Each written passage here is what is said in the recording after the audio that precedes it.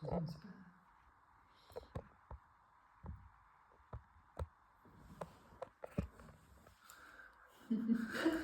m'a l'air d'une expérience équilibriste. Oui. Non, mais c'est parce que je vais essayer de voir quelque chose. C'est encore un questionnement intérieur. C'est bien, nous en saurons plus plus tard. On en saura plus tard. Tu disais, la question c'était sur le feu. Que se passe-t-il du feu? L'élément feu, c'est... Prenez à l'origine même. Le feu, c'est quoi? C'est ce qui permet de transformer quelque chose.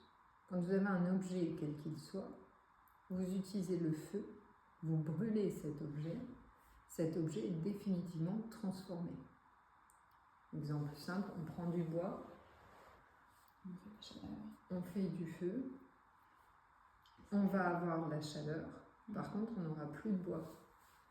Notre feu va être transformé en cendre. Donc l'élément feu, il est vu comme étant celui qui va permettre de créer une forme d'énergie qui va s'exprimer sous la chaleur, par exemple, et qui va transformer notre bois en cendre. Si on avait du sable et qu'on le chauffe, du coup, on va avoir du verre. Donc, la qualité qui est dans le feu, c'est celui de la transformation et celui, en tout cas celle qui va permettre d'avoir une énergie, quelque chose qui permet quelque chose d'autre. Donc vous ne pouvez pas, vous pouvez pas faire l'économie du feu quelque part. Au même moment, le feu, c'est celui qui va te permettre d'agir sur le monde qui t'entoure. Parce que tu changes véritablement la forme de quelque chose. On refait l'expérience. On revient au stade de la matière. Vous n'avez pas de feu. Qu'est-ce qui reste dans cette pièce si on n'a pas l'élément feu? Regardez autour de vous. Je dis que le feu, c'est ce qui permet de transformer la forme initiale de quelque chose. Donc dans cette pièce, que reste-t-il si on n'a pas de feu? Même pas, parce qu'on n'a pas d'arbre comme ça. Il n'y a plus rien. Et même au-delà de ça, il n'y a même plus la pièce.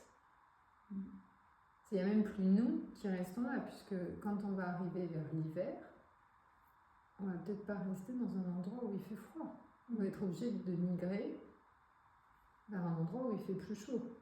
Donc l'élément feu, si vous observez, c'est celui qui permet d'agir sur le monde, dans ce sens où, parce qu'il permet de tout transformer, quelque part, il est l'élément de la technologie. Il est celui qui va nous permettre de créer des formes de technologie plus ou moins rudimentaires au départ, qui vont vers quelque chose qui semble de plus en plus moderne, de plus en plus évolué. Enfin, ça dépend, c'est une question de perspective, mais qui font qu'on peut agir sur le monde qui nous entoure.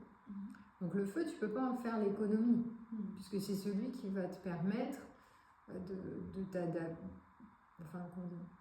t'adapter sans t'adapter, qui va faire qu'il y a un petit peu moins de souffrance dans l'adaptation.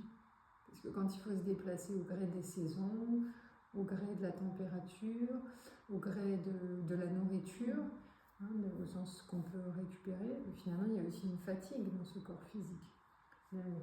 La rudesse de la nature est transcendée par le feu.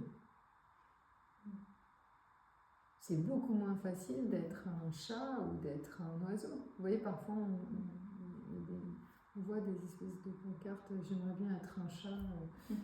Mais c'est vachement dur d'être un chat. Parce que si tu n'as pas un super maître très gentil qui te nourrit et qui t'offre une maison confortable, du coup, tu dois te battre tous les jours pour ton territoire. Tu dois te battre parce qu'ils n'ont pas de police, ils n'ont pas de droit de propriété, ils n'ont pas de contrat de location, ils n'ont pas de droit de protection des locataires, enfin bon, ils n'ont pas de supermarché, les chats. Ils sont quand même bien embêtés. Rudra, qui est le nom donné à Shiva dans sa forme première, il est justement Rudra, cette rudeur de la nature, qui est simultanément d'une intense force, d'une intense férocité, puisqu'en effet, si vous êtes la petite souris qui passe, vous faites attraper par le chat, donc c'est assez soudain. Mais au même moment, ce côté un peu soudain, il est aussi dans le soudain du rayon de soleil. Vous voyez, il fait gris, et puis d'un coup, paf, un petit soleil passe. Soudainement, il y a une beauté infinie qui se présente à vous. Ou une douceur infinie. Vous collectez, vous ramassez des figues, c'est l'été, vous tombez sur un petit buisson de framboises, de myrtilles, en plein hiver. Mais ça marcherait pas trop. Ce serait quand même cool. Mais Congélateur. voilà, et du coup, pour faire face à cette rudeur-là, l'être humain, par le feu, il crée justement cette transformation, cette technologie, ces objets qui vont faire qu'il n'a plus besoin de s'adapter.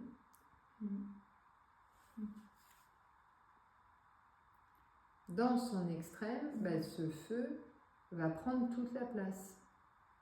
En fait, il va être déconnexion à la nature. Vous voyez, parce que là, je vous l'ai décrit jusqu'au stade qui était... s'il n'y en a pas du tout, vous êtes dans la rudesse de devoir prendre le fruit quand il y a le fruit, et puis en hiver, il n'y a plus de fruits, et du coup, c'est la famine, c'est la diète. Donc là, il n'y a pas de feu. Par contre, quand il y a trop de feu, vous êtes totalement déconnecté de la nature. Donc c'est l'hiver, mais vous ne sentez plus le froid parce que vous mettez le chauffage dans tous les espaces que vous avez. Ou vous ne sortez plus. Ou l'inverse, c'est l'été, il fait chaud, il y a la clim de partout, vous vous déplacez uniquement dans des espaces climatisés. Donc vous ignorez même la sensation d'été. Vous êtes déconnecté du monde qui vous entoure. Le feu, dans son extrême, il déconnecte du monde qui entoure. Si vous êtes déconnecté du monde qui entoure, vous êtes aussi déconnecté de vous-même. Pourquoi ? Parce que vous en faites partie de ce monde qui entoure.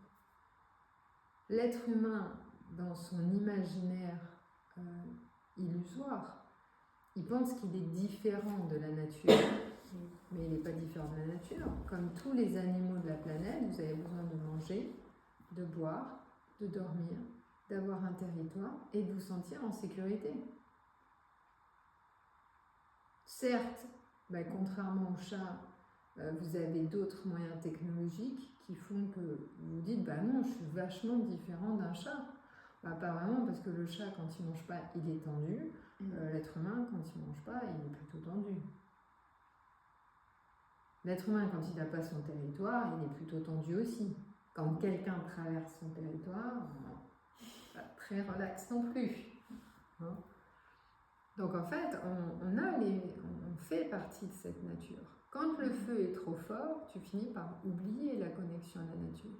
Donc tu renforces finalement ce sentiment d'altérité dont j'ai parlé auparavant, qui est que tu vois l'autre comme un autre, quoi. Presque parfois, non, si vous le prenez dans son travers, vous le voyez comme un ennemi, comme quelqu'un qui est même dangereux pour vous, dont il faut vous séparer.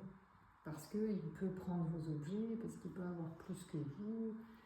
Tu vois, dans sa forme extrême, le feu, c'est celui qui va être source d'avarice, qui va être source de jalousie, source de colère, de violence. Mais quand ce feu, il est en équilibre, il est celui qui va permettre de dépasser un tout petit peu la rudesse qui est dans la nature. Vous voyez, c'est suffisamment de feu pour rester à l'endroit où on est. Mais pas trop de feu pour ne pas prendre tout ce qui est aux autres ou tout ce qui ne me sert pas. Un exemple pratique, ce serait suffisamment de feu pour ramasser les fruits dans l'arbre, mais pas trop pour en laisser pour les autres. Et les autres, pour le coup, au sens tous les autres. Oui, les oiseaux. Ça veut dire les oiseaux, les insectes, les autres qui ont le droit de se nourrir. Aussi, puisqu'ils font aussi partie de cette nature. Quand le feu est trop fort, ben, la hiérarchie, elle va être extrêmement forte. La manière de hiérarchiser, le supérieur, l'inférieur, de dire, bah, oh, après tout, c'est que des insectes, pourquoi tu veux penser à leur laisser des figues? Bah oui, mais comme tout est lié. Vous comprenez, c'est pour ça qu'on retire le fil. Tout est lié, vous êtes dans le cœur, vous savez que la vie des insectes est liée à l'existence du fruit, qui est liée à l'existence des autres animaux, qui est liée à l'existence de l'homme, qui est liée à l'existence de l'arbre, qui est liée à l'existence de la terre elle-même. Parce que quand il n'y a plus d'arbre, il n'y a plus de terre qui tient quand il pleut. Donc, celui qui finalement tient son feu voit le lien avec tout ce qui l'entoure. Mais dans l'absence de feu, c'est la destruction. Ou l'incapacité à transformer. Ça, c'est ce qui est vécu dans, dans des états où la pensée ne cesse son mouvement butinant. Quand vous pensez tout le temps, vous n'agissez plus, vous ne transformez plus. Vous ne faites que penser, mais l'action ne se matérialise jamais. Pour celui qui a du feu, il va pouvoir mettre en œuvre le fruit de la pensée.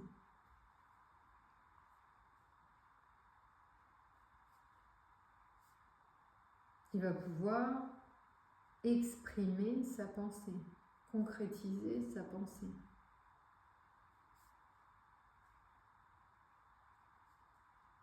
Donc le feu, il va se présenter dans la réalisation des projets, dans la mise en œuvre d'idées, dans le fait de pouvoir mettre un pas devant l'autre quand vous faites une randonnée. Il est le pouvoir de... Il n'est pas le pouvoir de devenir, mais quelque part, il est le pouvoir, le feu. Shakti, c'est l'énergie créatrice, okay, et le feu, c'est le pouvoir. Quand les deux s'unissent, finalement, c'est le pouvoir de création qui est mis en œuvre. Le pouvoir de devenir.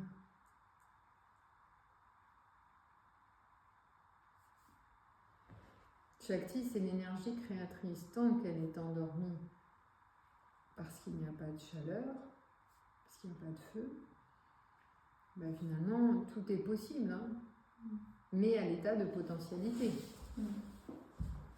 Quand le feu s'active, le monde des possibles s'ouvre en termes de réalisation.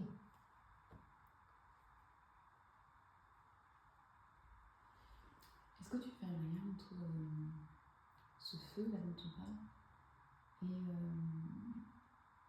l'état, le feu en ayurvédique? Ben en fait, le feu d'Agni en Ayurveda, il est en effet le feu de la digestion. Cette digestion, si tu parles de ça, la digestion, elle est entendue au sens, au départ, du métabolisme, c'est-à-dire que le métabolisme, il doit en effet brûler les aliments, et à partir du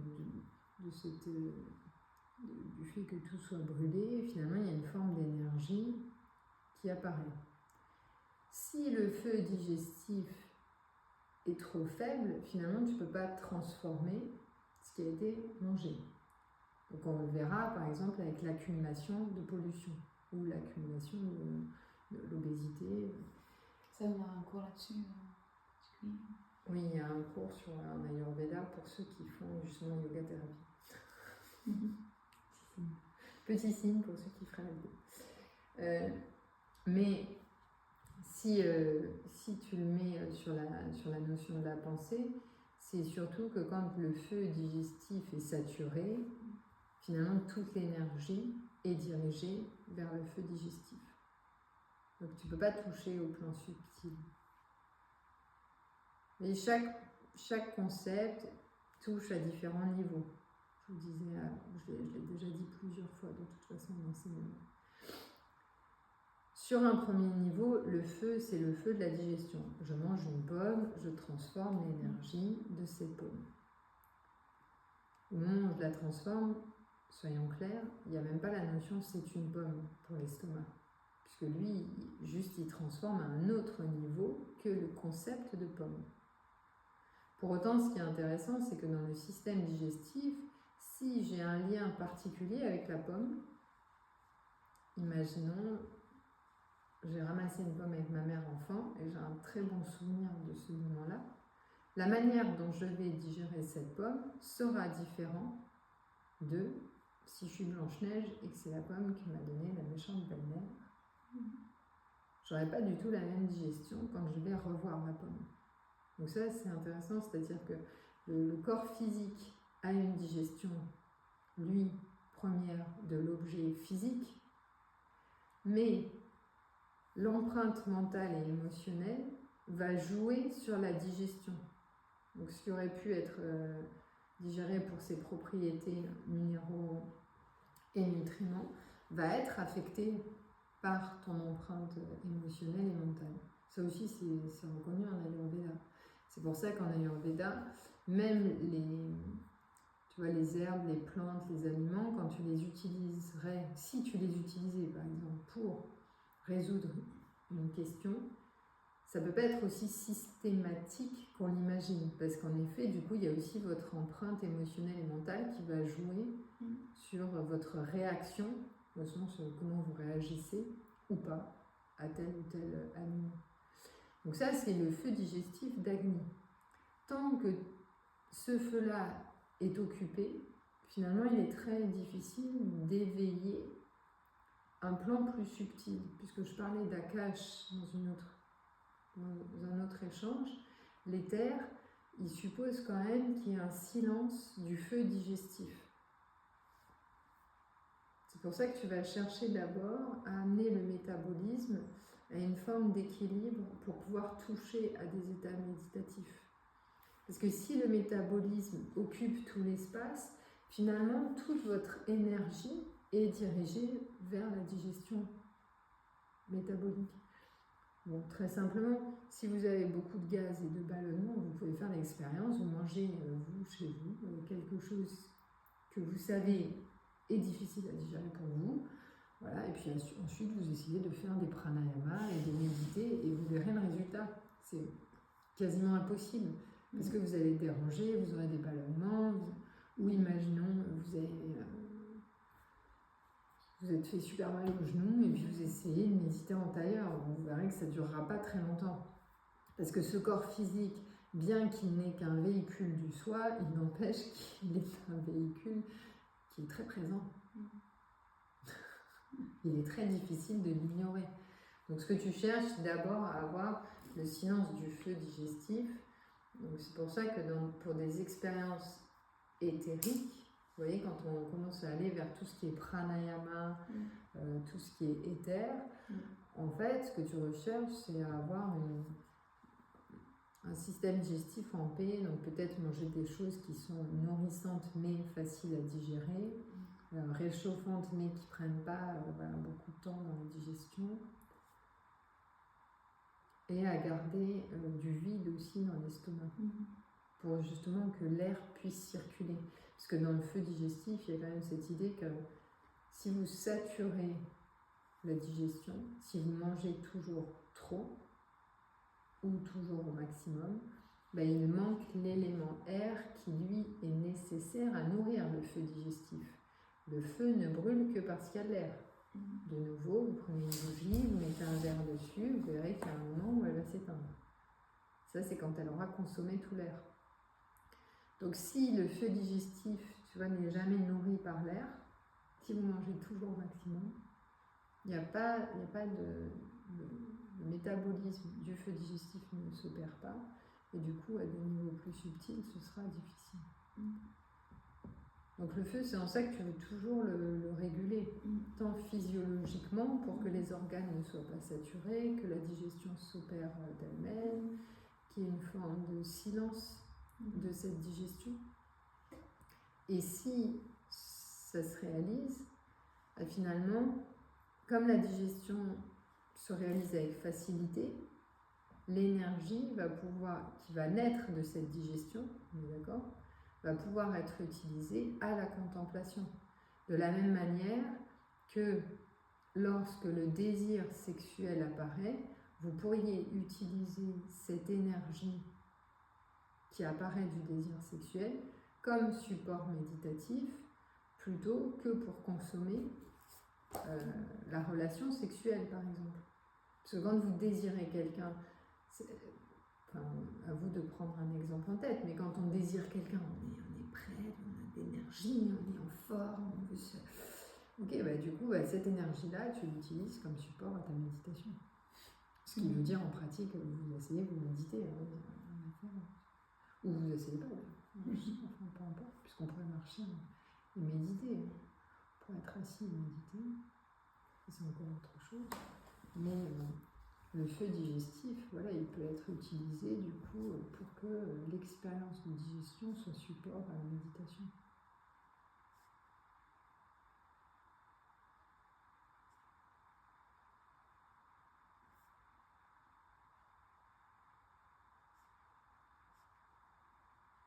Quand le feu est guidé, vous le voyez parce qu'il y a cet état dont j'ai parlé une fois, Ekagrata, de la pensée sur un point. En fait, il n'y a plus besoin de se disperser. Vous voyez que, d'ailleurs, c'est une expérience assez drôle. C'est-à-dire que on pense qu'on existe parce qu'on pense. Du coup, on a énormément peur des temps de silence de la pensée. Quand une pensée s'arrête, on en cherche vite une autre, consciemment ou inconsciemment. Quand un problème disparaît, on cherche vite un autre problème à résoudre, consciemment ou inconsciemment. Donc, ces états d'absorption de la pensée, ils sont justement difficiles quelque part à se matérialiser parce qu'on cherche toujours à remplir le vide ou le silence, ces états d'entre-deux, parce que on imagine exister uniquement au moment où il y a quelque chose. Donc ce qui se passe, c'est que quand le feu est guidé, tu peux te placer dans l'entre-deux. Madhya, M-A-D-H-Y-A, Madhya, c'est l'entre-deux. C'est entre deux inspires, expires, vous voyez, entre deux mouvements. Entre deux mots. Entre deux souffles.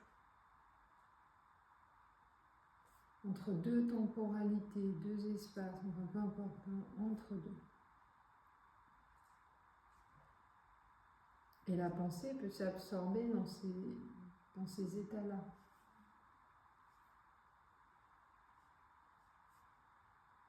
Si le feu est trop actif, elle ne peut pas. Tu vois, elle va redémarrer à chaque fois que la peur du manque, la peur du vide.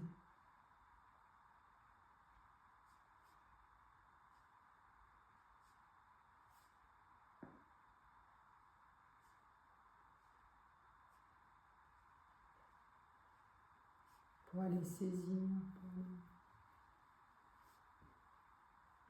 Alors que lorsque le feu est guidé, finalement, tu peux réaliser ces espaces entre deux et y reposer. Et c'est parce que tu peux reposer dans ces espaces que l'air s'étend et touche à l'éther, comme on l'avait discuté dans un autre entretien.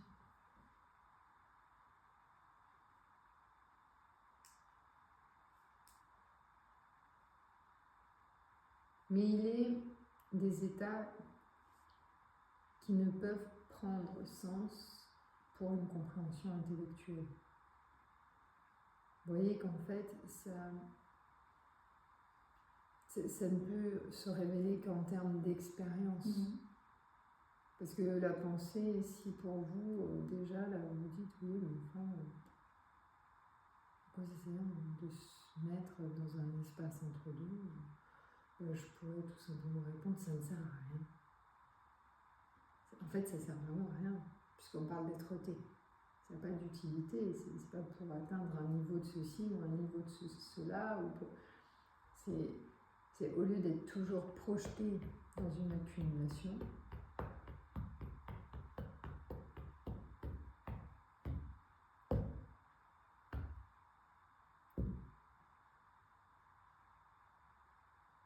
vous êtes. C'est pour ça que vous ne pouvez pas convaincre quelqu'un de faire du yoga. Et c'est pour ça que vous ne pouvez pas acheter un état méditatif. Vous ne pouvez pas acheter je sais pas, il y a quelqu'un qui me disait qu'il avait un diplôme de l'éveil. Enfin, pourquoi pas, c'est trop cool. Mais ça n'existe pas. Parce qu'en fait, ce sont des états. Et ces états se révèlent comme un jour on marche dans la rue et on tombe amoureux. Vous pouvez marcher tous les jours dans la rue et ne jamais tomber amoureux.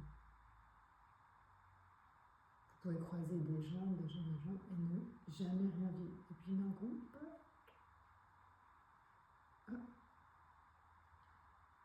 donc ces états d'entre-deux, c'est pareil, ils se révèlent parce que le feu est guidé. C'est pour ça que tu ne travailles pas sur le but,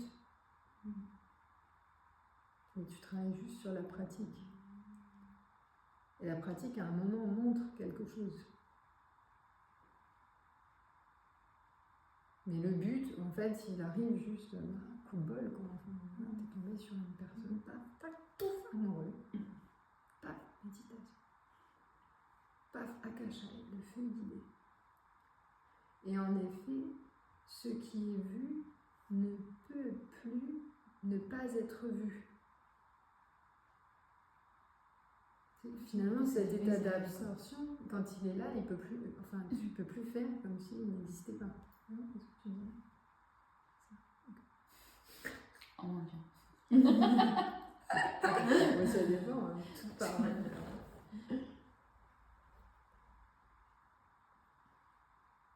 Tu peux arrêter, s'il te plaît? Parce que j'ai entendu